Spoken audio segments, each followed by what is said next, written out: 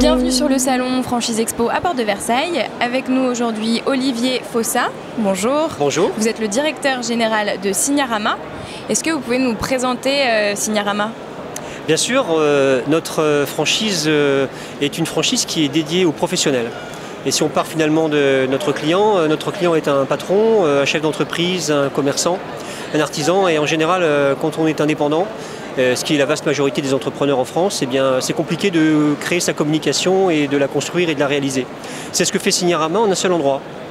Plutôt que de courir après de nombreux spécialistes de quelque chose, Signarama regroupe tout ça.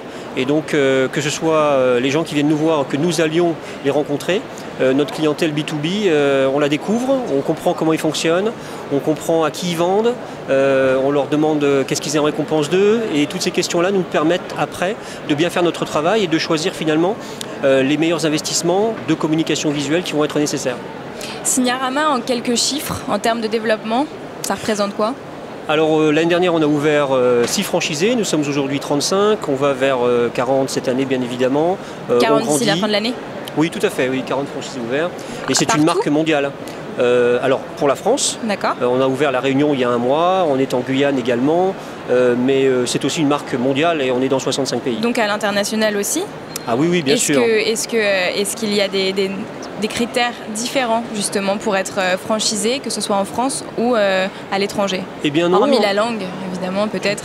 Bien sûr, non, en réalité c'est les mêmes critères, les mêmes compétences qui sont nécessaires. On a besoin d'être quelqu'un qui s'intéresse aux autres, qui a une démarche commerciale, qui est curieux. On n'a pas de stock à écouler, on n'a pas de choses faites à l'avance, donc tout ce que l'on fait est sur mesure. Faut donc bien écouter et comprendre. On fait fonctionner notre cerveau également et derrière ça devient effectivement une réalisation qui est faite uniquement pour le client concerné, la situation et le moment venu. Il faut évidemment être aussi un manager, être quelqu'un qui a une équipe. On n'a pas besoin d'avoir des compétences particulières au préalable pour devenir Signarama. On a besoin d'être graphiste, mais voilà, savoir gérer, assembler des ressources, emmener une équipe. Motiver les personnes. Je crois que dans le commerce en général et dans l'entreprise en général, ce sont des qualités évidentes. Je crois que vous célébrez un anniversaire cette année. C'est exact. On est né, Signarama est né il y a 30 ans, en 1986. Ce sera l'occasion dans le monde entier effectivement d'avoir quelques opérations. Et, des opérations de communication. Voilà, communication. Et puis dans les magasins, ça va nous servir de base de notoriété. On va effectivement, par exemple, ramener tous les prix, en tout cas de certains articles, en 1986. Donc ça va être un moment sympa au mois d'avril et mai.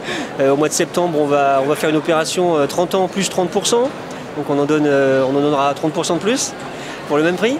Et voilà, nos produits se prêtent à ça.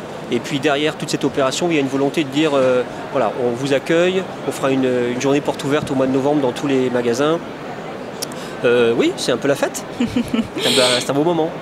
Et Olivier Fossa, je le rappelle, vous êtes directeur général de Signarama. Merci pour toutes ces informations et bon anniversaire à Signarama. Je vous remercie.